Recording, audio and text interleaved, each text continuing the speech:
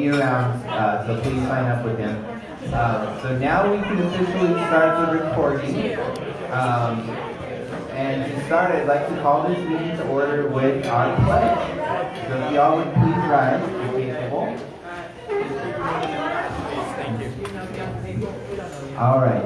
I pledge allegiance to the flag of the United States of America and to the republic for which it stands, one nation, under God, indivisible, with liberty and justice for all. I salute the flag of the state of New Mexico, the Z is symbol of perfect friendship among united cultures. Thank you. All right. I'm just going to take it off for a second. So to start with, I want to do some acknowledgments.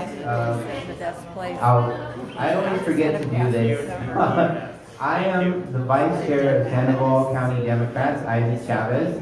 Thank you all for coming.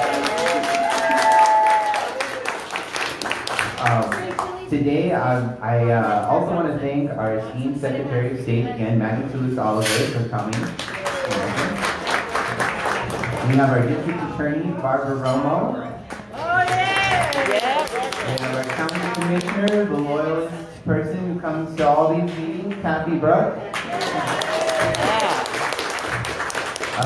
We have our District 1 Division Judge, Ann Maxwell Chavez. Who else do we have here? Our newest member of Rio Rancho Public School Board, Gary Tripp.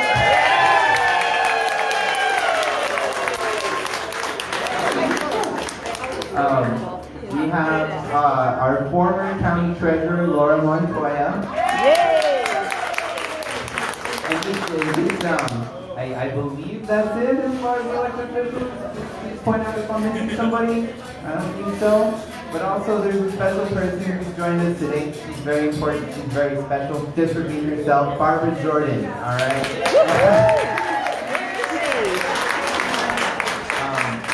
So with that, I'm going to give it right to our featured speaker for today. Please welcome to the stage our Secretary of State, Maggie Toulouse Oliver.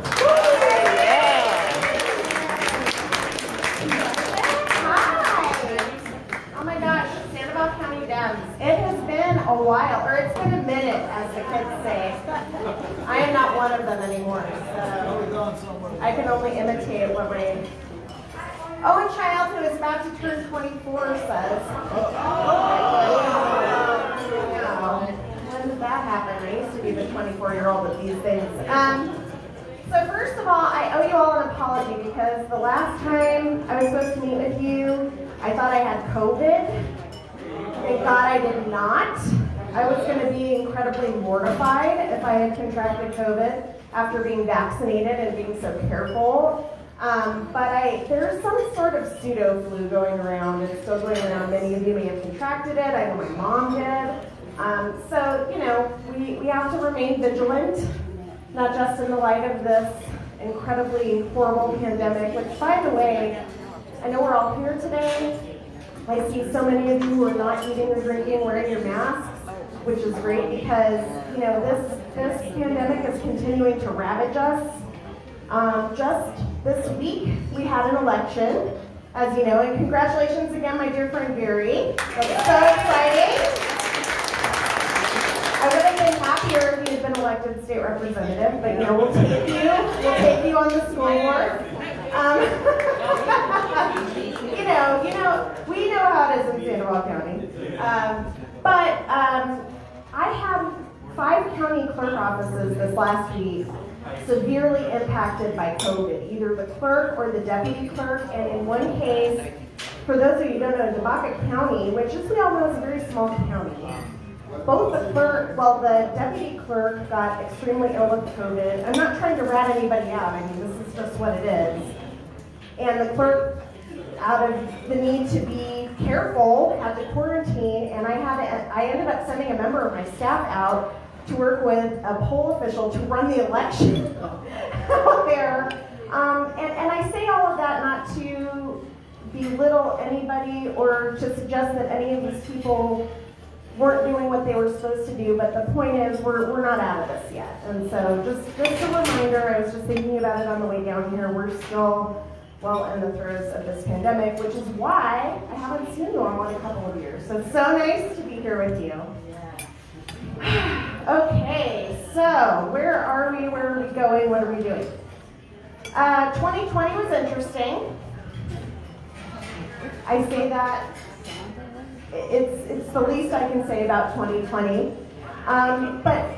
But I bring up 2020 to say that 2020 has a lot to do with where we are here today at the end of 2021 and where we're going in 2022 when it comes to elections.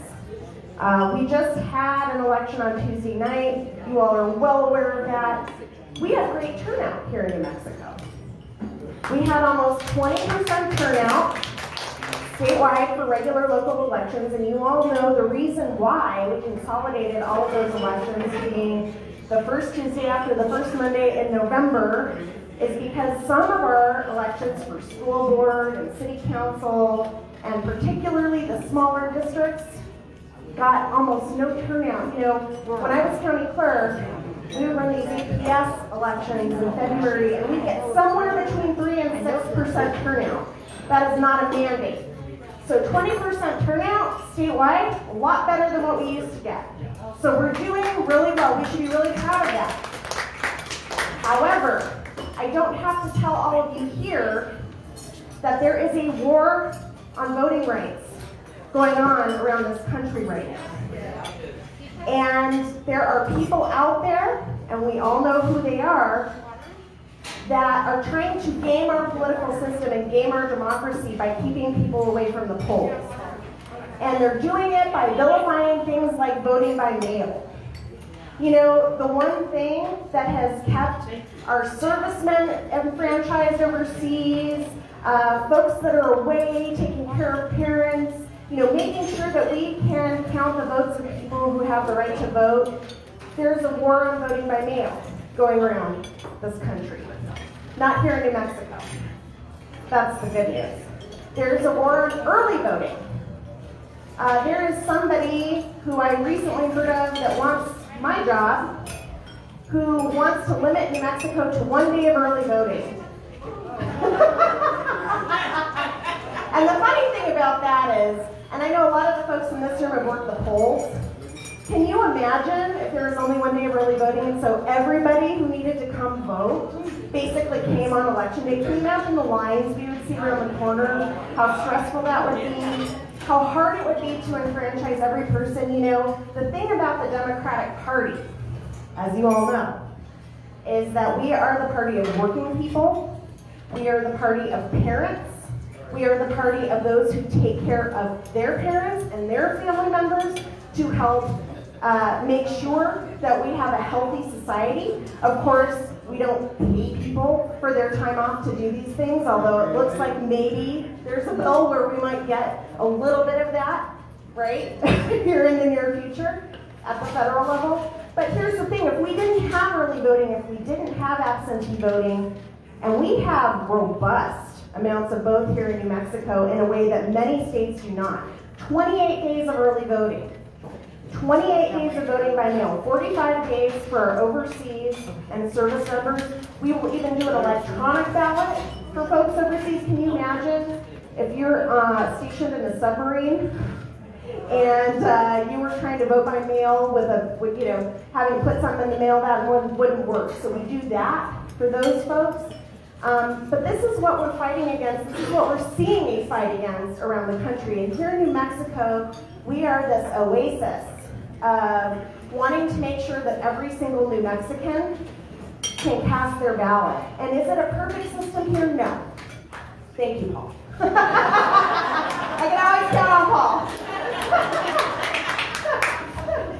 Is it a perfect system? No, it's not. But the thing, both the blessings and the challenge of elections is that there's always more work to do. So for those of you who are not yet aware, let me make it very clear, I am running for re-election next year.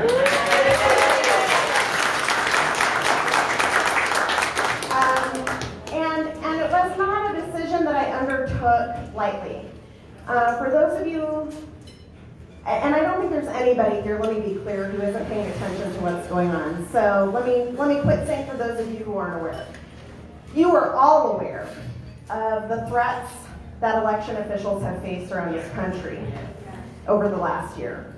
And yes, I have.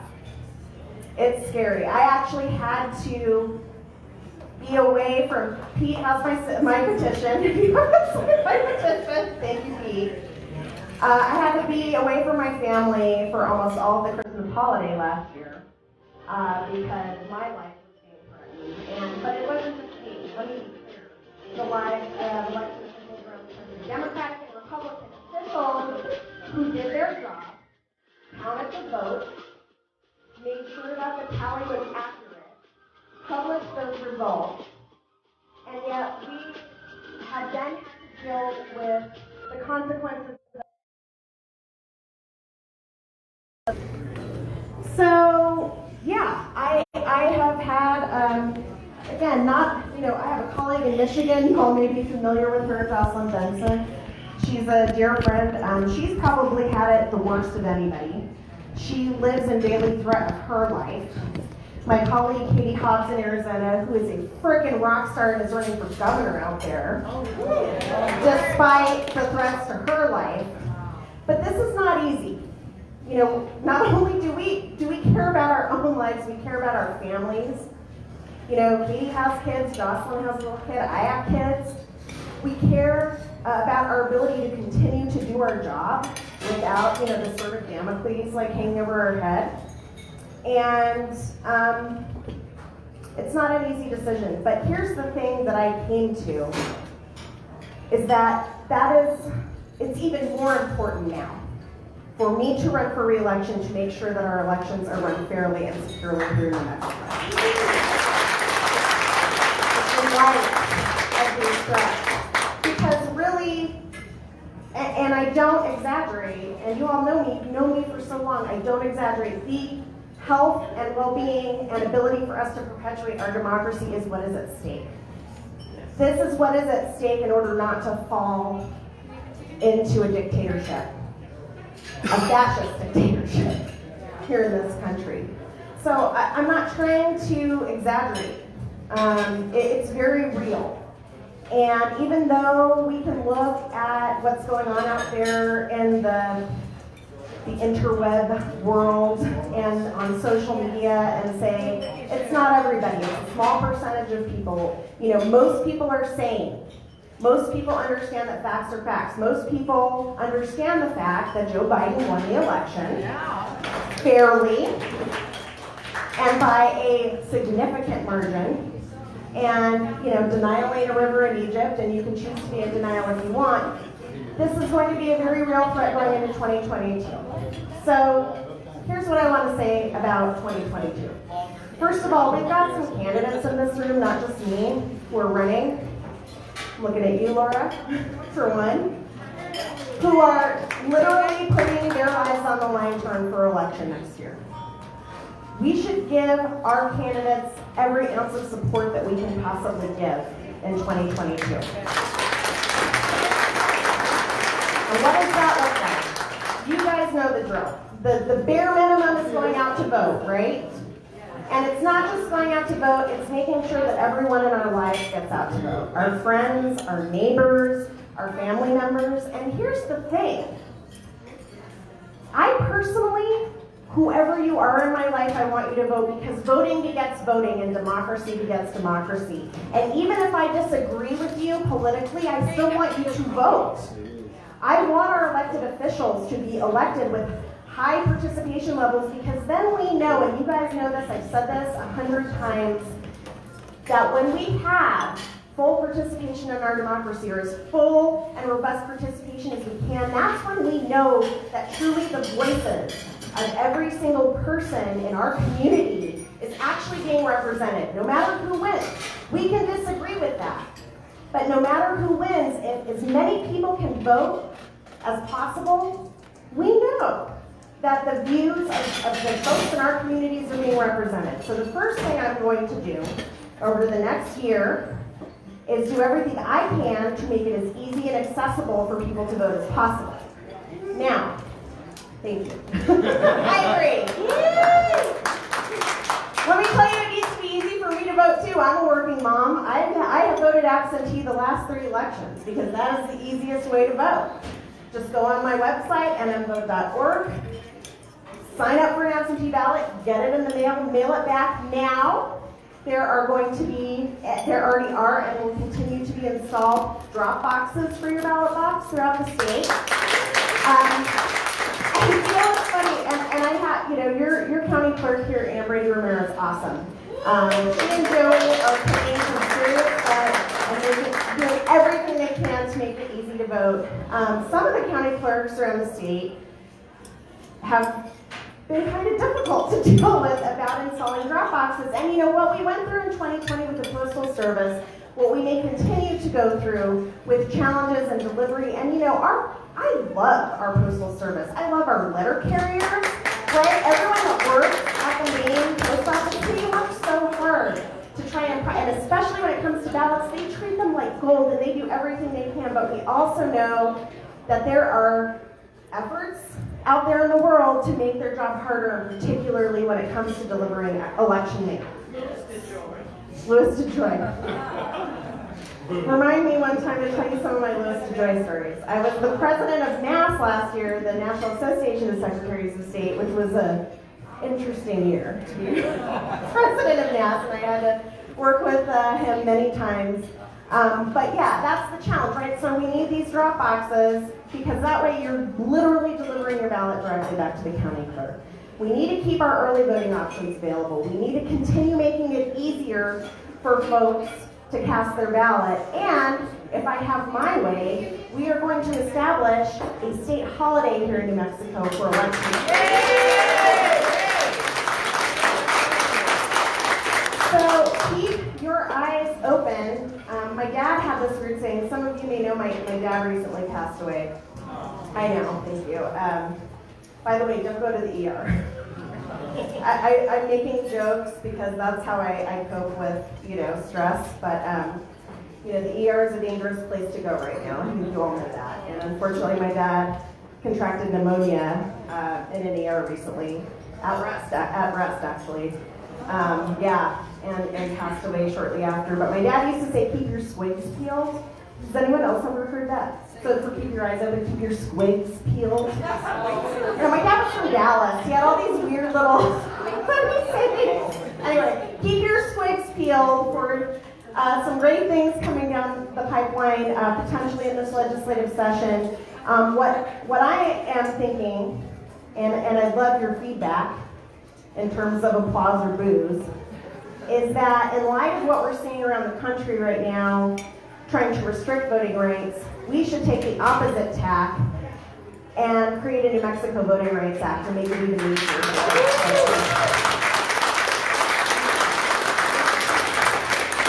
Let's continue to be that oasis here in New Mexico, because whatever happens, we will know that we have done everything we can to let every single person in this state who is eligible to vote cast a ballot, that we have paved the way for democracy here, that we will be a model for the rest of the nation in terms of how to ensure access and security and transparency, all those things that we need in our election process to move our democracy forward. So that's what I'm planning to do with your help. I appreciate you all so much.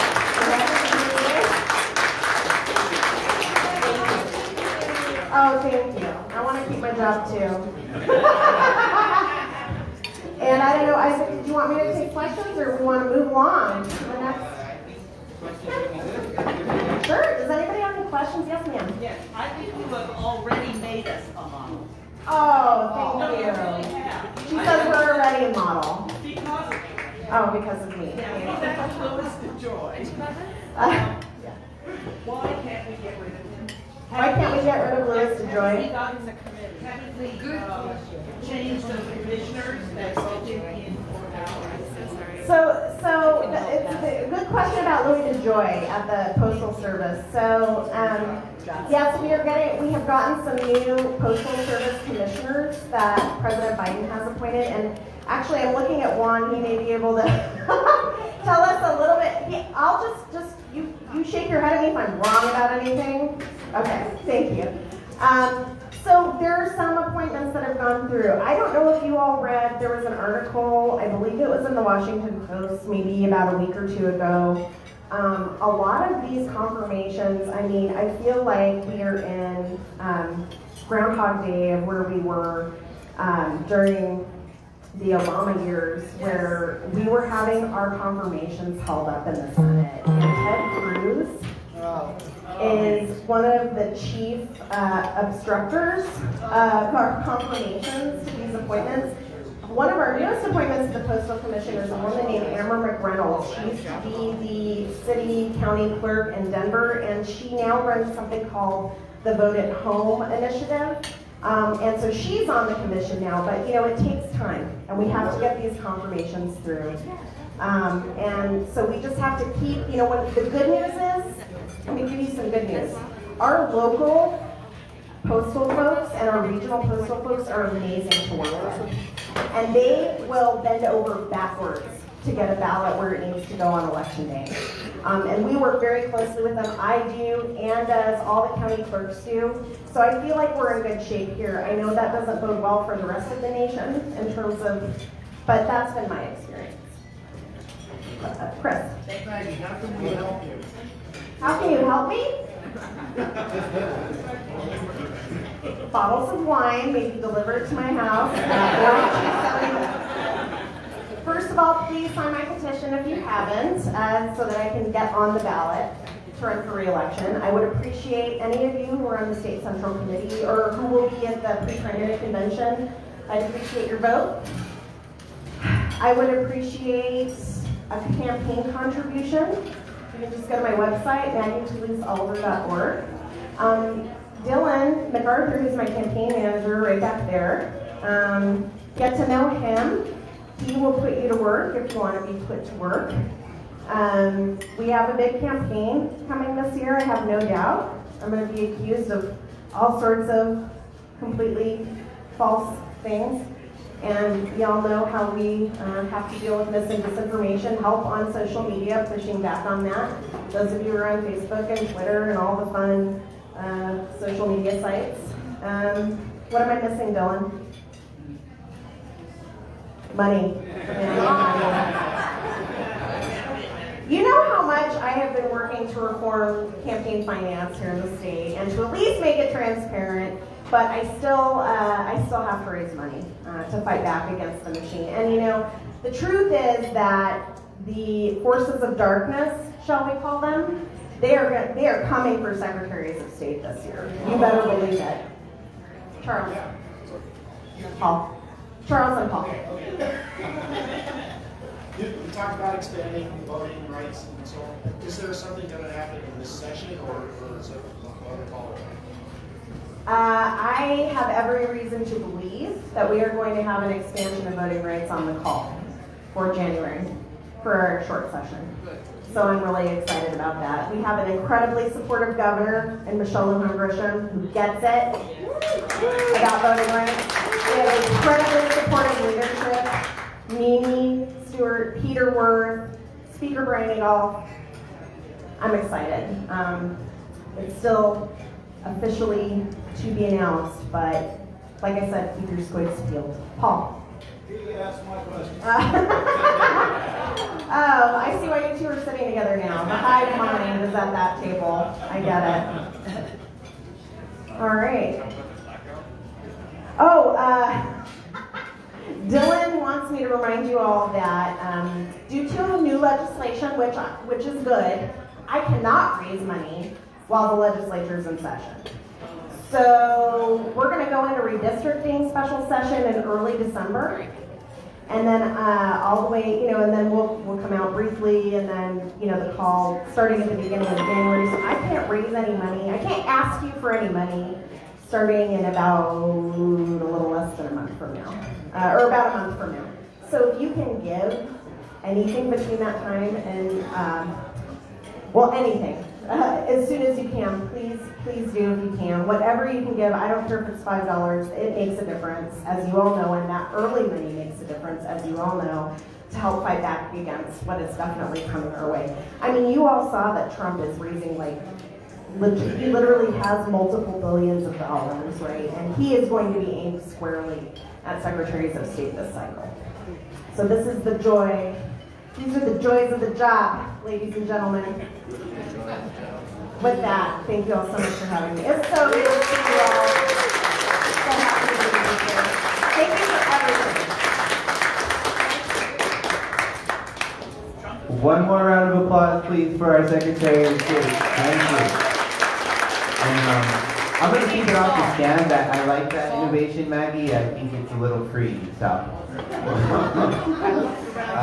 You will be called as your turn, okay, hon? All right. So the next person that I have an announcement from the chair. She would like to let you all know about something.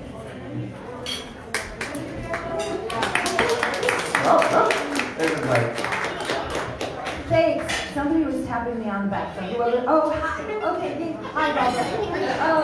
So, you all know Isaac. You all know, I mean, I don't know how we functioned without him at the helm before. He's amazing. He's wonderful. I just want everybody to know that tomorrow is his birthday. Happy birthday to our wonderful, wonderful vice chair. Thank you. So we have a person here with some time constraints, so I'm just going to call her up first so she can go. I want to introduce Laura Montoya, our former county treasurer. And candidate for state treasurer. Hi, everyone.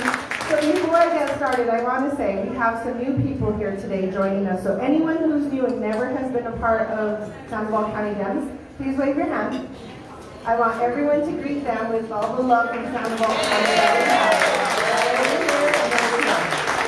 Welcome. So I wanted to say a couple things, and not even really about my rights. I live in Enchanted Hills. And for me, it was super important that the people that represent me reflect who I am. And we're getting closer. We have a clerk who's amazing. We have commissioners who are amazing. We still need a couple of them out. But when we talk about our schools, we always say that our children are our future, right? And we always say water is life, right? Yet, the races for school elections and the races for water and conservancy districts are always super low.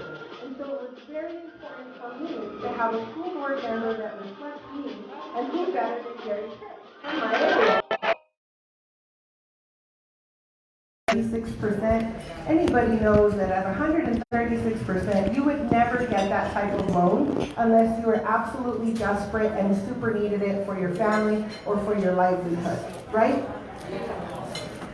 So yesterday I went to the union hall to talk to Central Labor, and right before they told me that I got endorsed by Local 412. Super excited about that. We had just done The Heat Is On, and 412 plumbers and pipe fitters actually dedicate their time on the weekends to go and help elderly and disabled turn over their heat in October, and then when summer's coming up, they switch it over again. It's a beautiful program that they do every single year in partnership with the city of Albuquerque. And so we've gotten to know each other throughout the years, and I appreciate the work that they do because working labor really does matter. And since I was young and I met Dolores Huerta myself, it always meant a lot more to me because that lady was a reflection of me. And she was fighting for equal rights and equal pay. And as a county treasurer, I believe that I could do that in that same capacity. And so La Una, laborers, Local 412 and operating engineers have endorsed. We just had our financial report, and we were very proud to say that we raised more money than our competitor, and we were able to also save more money than our competitor. So anyone who tells you that I don't have a fighting chance, better think twice, because everyone in this room knows I'm a harder worker. They told me I was too fat, so I lost the weight to get that. Yes, that happens too. They told me I wouldn't be able to raise the money, and we've raised the money, but we're not done yet. I need everyone in this room to contribute $10 a month. Do something every single month so I can budget accordingly so we can be strong. I know that the Republican opponent is going to be another Montoya. And he used to be a Democrat from northern New Mexico, and he switched over because he did not believe that women should have the same equal rights that men should have. So I need your help to get past the finish line so that we can move forward. So please, Laura Montoya for State Treasurer, let's all work on this together. Happy birthday. Thank you, Laura. So I kind of have a little bit of a spiel about our Ward reapportionment, but I'm going to just shove that to the back for now because we have quite a few people here that need to talk to you. So the next person I would like to call up to the stage would be our current County Commissioner, Kathy Brooke.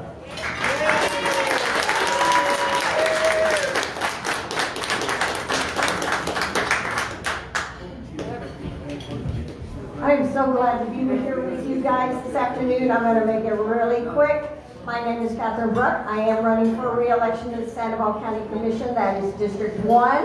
I know that we're going to have a fantastic campaign, and this will be a wonderful opportunity for me to be on this commission for another 4 years and hopefully get some more traction. If we can just elect one more Democrat, we can really make some big changes. And I know that I'm holding down some of the rhetoric and keeping things a little bit under control just by being myself and being present. So as the only woman, we got to fix it. Can't be the only woman on the commission. Yes. We need our Democratic majority back. All of our other elected officials are Democrats. So there is no excuse for Sandoval County not to be really true blue. So we need your help. We're going to need your help in Rio Rancho. And one of our candidates from Rio Rancho is here today. So I'm looking forward to us all supporting Barbara Jordan for mayor of Rio Rancho.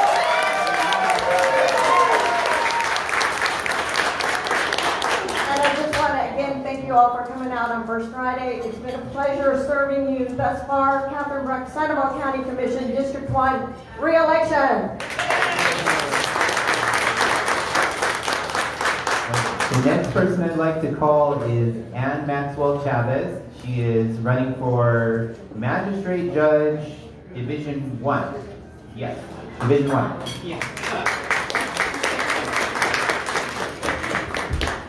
Thank you, Isaac. I made it practice that over and over. So, as Isaac said, I'm Judge Ann Maxwell Chavez. I'm running for re-election for Division 1. So, to start with, first of all, I want to thank all of you. As Maggie said, you guys are awesome. Like, I'm the city judge because of you guys. So I want to thank you. So when she said that get out and help candidates, you guys do. So keep doing that. I know it's hard now with the pandemic, and I don't know how the one who did it when it was all virtual, so I give them credit. So again, just thank you.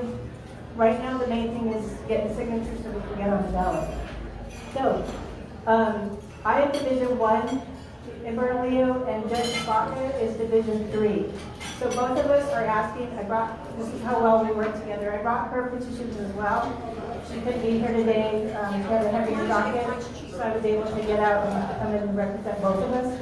So I really appreciate both signatures for both petitions. So we're Sandoval County, so we don't have a certain area. So all of Sandoval County, including like Pueblos, Corrales, Casitas, all of you can sign for both on our petitions. So a lot of people don't realize that, so I just want to make sure that we clear that up. Division 2 is actually in Cuba, which Judge Bass is a sitting judge there now. Again, he doesn't run against us. And the reason it's Division 1 is when, back in the day, it was only Division 1 and 2, which was Bernalillo, Cuba. But then Bernalillo needed another judge, and that's how Division 3 came about. So that's why Division 1 and 3 are here in Bernalillo. We're behind the jail. Our court is open now. It's actually always been open, but we did a lot of virtual. We're doing half virtual and half in person now. We always say you're always welcome to come visit. It's kind of a little trickier right now. So we're only allowing the people that are scheduled, the attorneys, not even any families. But if you ever have questions and forgets better, please come visit us. If you have any questions, I'll be around. Please let me know. Judge Baca actually is on her 15th year. So she, again, thanks to all of you, she's ready for re-election. I don't know when she'll retire, but obviously she loves her job. I also love my job. This is my 3rd year. I promised I would work hard for everybody, Sandoval County, and I have done that. So, She's doing an again. amazing job.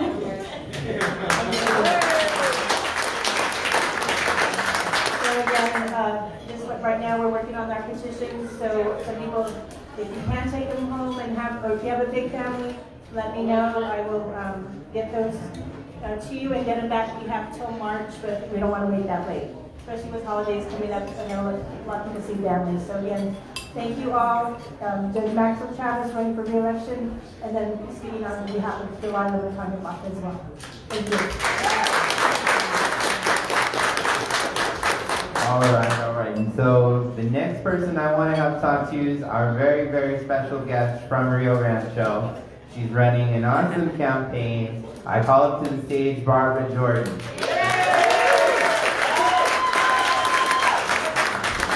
you so much, Isaac, and happy birthday. And my birthday is on Wednesday, actually. Yes, it is so good to see all of you here today. Thank you so much for being here. I want to share a personal message that I received from our Madam Chair. She said, Gary Tripp is the start of change. And I really, really felt that. And I felt that in my soul. And Gary, I'm so proud of you. Congratulations. And this is how we're going to take back our city. This is it. This is the start. I'm running for mayor of Rio Rancho. And people ask me, how did you get into politics, or why are you doing this? And I always say, I have to do this. I have to do this for the soul of Rio Rancho. I tell people I'm coming for the soul of our city because I know I'm sitting in a room full of people who care about humanity. I know I'm sitting in a room full of people who want our local roads fixed instead of opening up highways to big businesses. I know I'm sitting in a room full of people who want safe water instead of illegal dumping going on in Rio Rancho. I know it.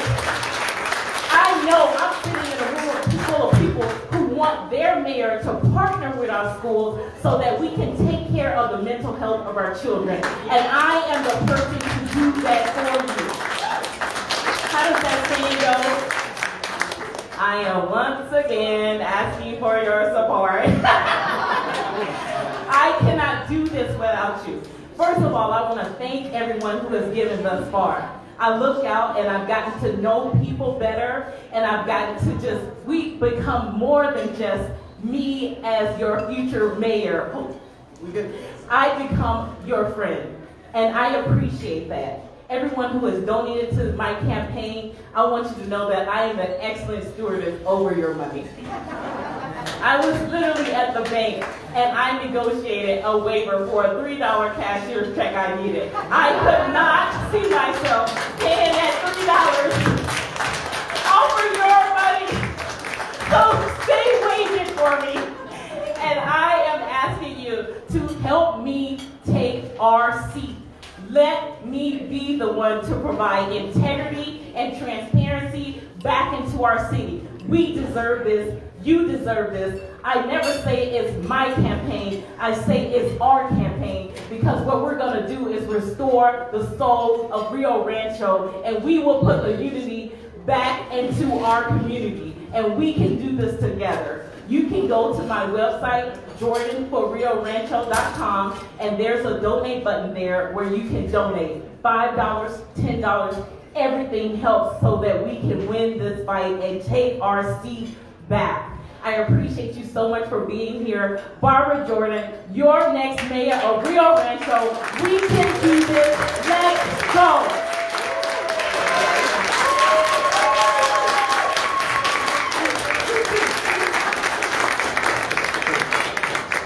So I will tell you, right, you know, we have these local municipal elections and the kind of, you're looking at the numbers, you're like, well, that's a really low turnout election, I can do it, right? I have, you know, get 1,000 votes here or there, and it's nothing like the statewide election.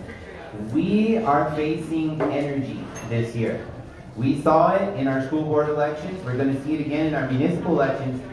We will face a groundswell against us. And to combat that, we need to bring the heat, we need to bring the energy. So we are engaged, we are paying attention to our municipal elections, and I hope that each and every one of you will stay the course and stay engaged, stay energized, and excited for our municipal elections because we have great candidates, we have great opportunities to change people's lives. All right? That being said, I have a flyer here, I have a notice. Catherine A. Brudge, our current county commissioner, invites you to join a fundraiser for Barbara Jordan for Rio Rancho, Tuesday, November 16th at 5:30 to 7. Please speak to her, Chris, or Alex for more information on that. And also you can find it on Barbara Jordan's website. Okay? Now, the next person I want to welcome to the stage, I also want to congratulate again, and it can stretch for everybody. Please, please congratulate Gary Tripp, our newest school board member.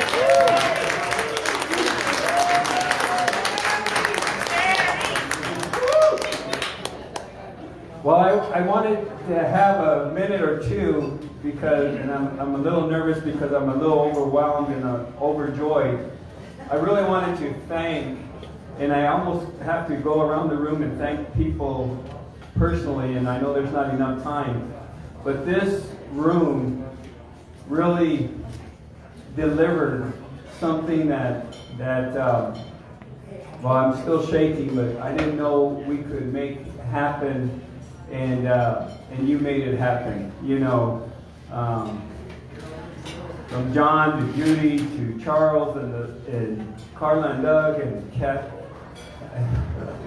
Oh my gosh, this lady right here, Kathy called me. I mean, I think you heard, and you were in Pagosa Springs, but and started telling me what to do, but and that's okay because she knows what to do. You know, Alex, the support, the League of Women, and I mean the list just goes on and on.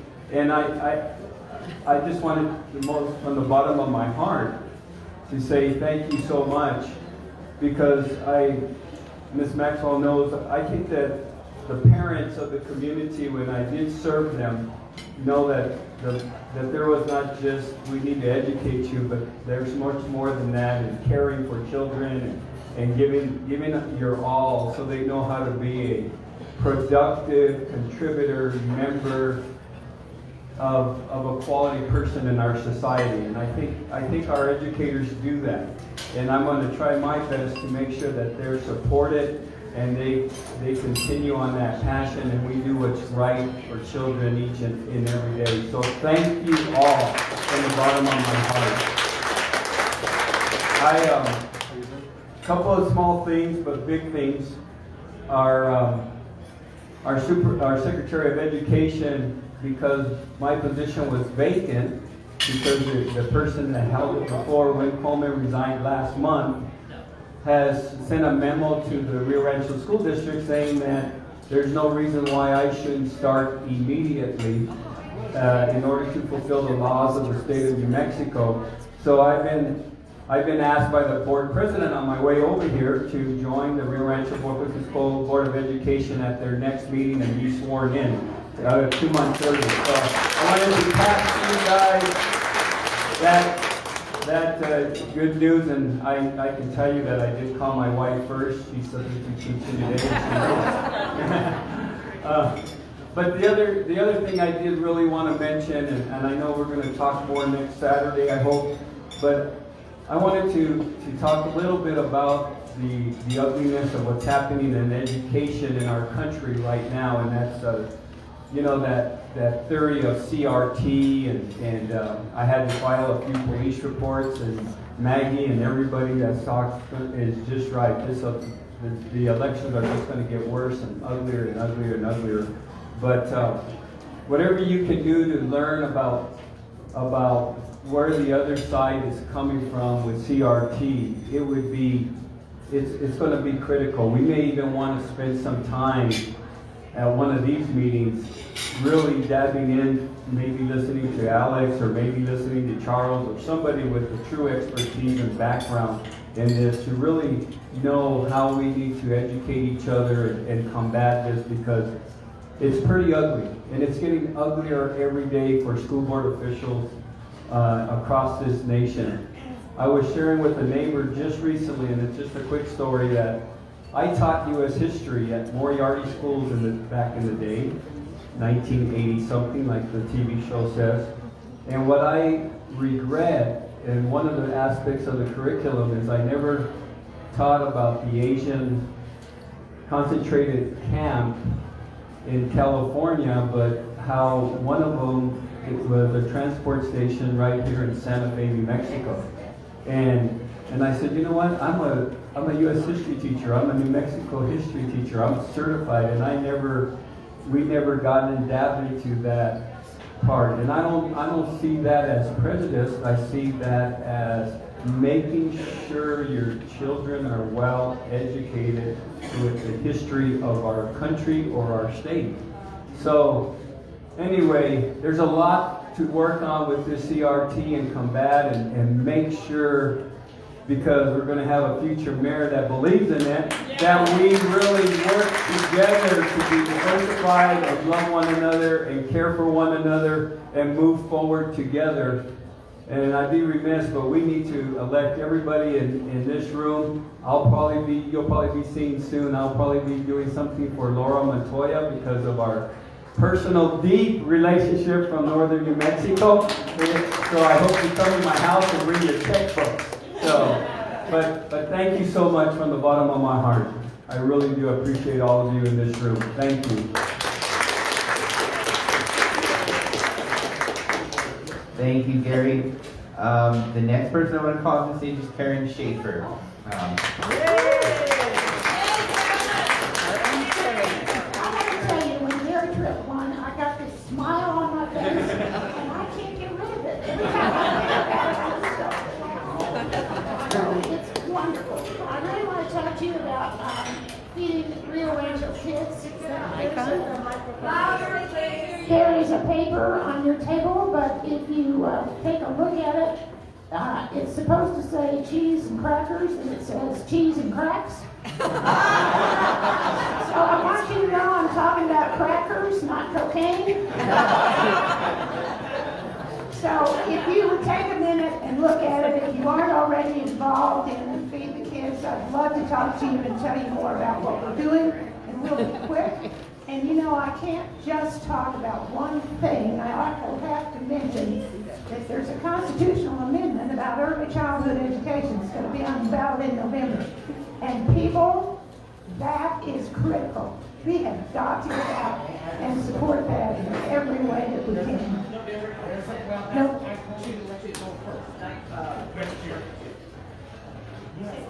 What year, November? November 22, I'm sorry. Okay, and I want to introduce Kitty Parris. Most of you know her, but she is my partner in crime with Feed Rio Rancho Kids. Thank you.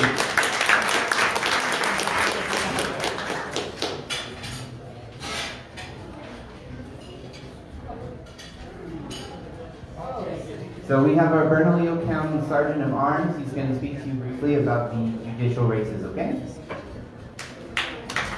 State Party Sergeant at Arms. Okay, this is the time when you don't see me if I'm not reaching into your pocket. But there is a complication for the Judicial District NMJ 13. If there is a candidate, the legislature has changed. Notice I have Judge Maxwell out of the room. When we have our candidates appointed by our governor, they can get now the $5 matching contributions. But the complication. We do not know if the Republicans are going to fight. Last time against Amanda, Chris, and Jim, they didn't file. So I was getting the $5 for Amanda, Chris, and Jim. Not necessary. That may happen again. Now, of course, I want to see all of you for the $5 for the statewide judges. But remember that complication when you see me reaching into your pocket next spring. For Judge Maxwell Chavez, that's a lot easier. She's magistrate court. If I'm reaching into your pocket for her, fine, we'll know she has an opponent. But I cannot promise you that for an NMJD 13, Valencia, Siebel, and Sandoval County judge. But now, I think you know, as usual, I want to see you. Thank you. We have another announcement from the chair. Sorry about that. But I want to make sure that you all watch our website, sandoval.org. We have an event coming out and communications. And it is in celebration of Sandoval. We have Dicker? No? Okay. So, as you all may have known, many of you in here are precinct chairs or CCC members. Our county is about to undergo board redistricting. We have sent out maps, the executive committee, myself, Alex, Chris, all of our board chairs, the community chairs. We have been working on this for the past few months. We've made a lot of decisions. We've done a lot of work. We've done a lot of research. So I just want to encourage all of you to please take a look at those maps. Please take a look at your email, study them thoroughly, and come back to me with feedback, with questions you may have. I am open. Send it to my vice chair email account. Send it to my personal email account. If you have my number, please feel free to call me. I want you guys to look at these maps, to feel them, to understand them, and to be comfortable with them. Because an important ward, a good ward structure is extremely important to organizing a party. This is going to do big things for us. And it's important that we have everybody on board and everybody informed. We're going to face a few challenges with this. We will be bringing in 13 total wards, and with that comes 13 ward chairs. We're going to expand our executive committee. We're going to expand our participation rate. We're going to have more local organizing. And there's a lot of questions that we still have to figure out with that. So I welcome your feedback. I welcome your questions. Please submit them to me. I will be having a ward redistricting informational session this Sunday, so 2 days from now at 6 p.m. It'll be on Zoom. If y'all haven't received the email, or if you don't have the maps in that email form, please let myself or Alex know. We will be sure to get you the information that you need, okay? With that being said, I do have a few announcements for you all. Next December's first Friday and second Saturday will be canceled. We won't have those for the holiday month. So we'll see you again in January. Of course, we will be having our CCC meeting in place of second Saturday. It'll be on Zoom. That will be the meeting where we vote on our new maps. So we'll see you then. We won't have anything at the range or in Tucci, but I hope that all of you can get on. Even if you're not a CCC member, you are welcome to view and watch the stream. You won't get a vote, of course, but we're happy to have you there. If you would like to become a CCC member or a precinct chair before then, please talk to, again, myself or Alex. We actually have plenty of positions open. You may find that you live in an area that's vacant, and we'd be happy to have you and get you a vote so that you can participate in that meeting. Second Saturday next week is also canceled, but in place of that, we will be having a celebration for Gary Tripp at M2P. So I hope you all are joining us there.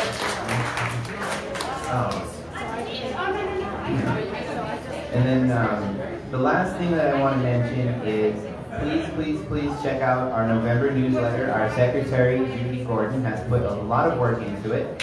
And thank you, Judy, for everything you do. We've got some interesting stuff coming out. Go to our website for further information about all of our upcoming events.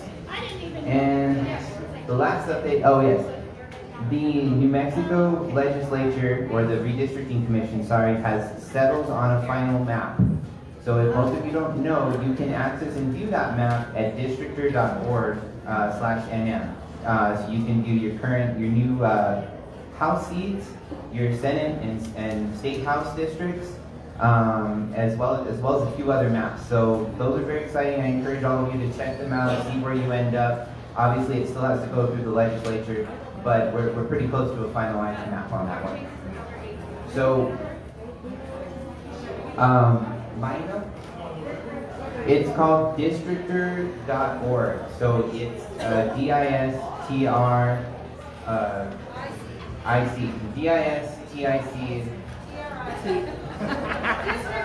Districtor. It's like district and then an R at the end. Okay?